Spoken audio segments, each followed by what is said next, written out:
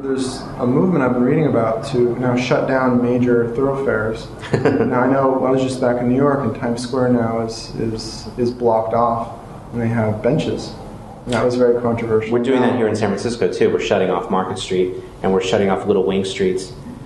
In the 60s, the dogma was that traffic is like water, that it's a fixed volume.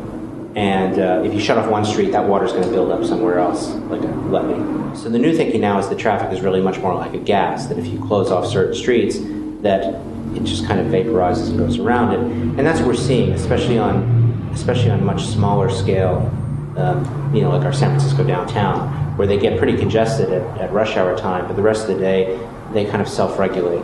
What we're finding is by being much smarter about these closures and asking the bigger questions of, well, who are these people and where are they going and why are they going there and what times of day are they going there, and we can be much smarter about these closures. And the city has been, very proactive in being, wanting to close as many streets as possible and transform them into parks or walkways or thoroughfares for people. So is this an alternative to the traffic pattern, where you're putting the traffic pattern manipulation that cities are doing with making it impossible to drive through streets by making one-ways? Well, if you think about it, the streets are a negative space of a city. The positive space is filled up with buildings. Okay. The push in the 60s and 70s was to force those buildings to build public plazas. And those public plazas, since they were a requirement, they were usually not very well designed, not very well cared for, and they created rather dark, icky places.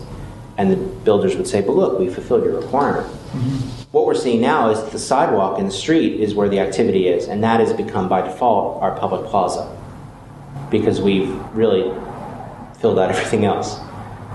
So if we start to be selective about closing partial streets, widening the sidewalks, lessening lanes, being smarter about managing them, that we can create essentially impromptu plazas very quickly without a lot of infrastructure issues. So that's why you're seeing cities do that.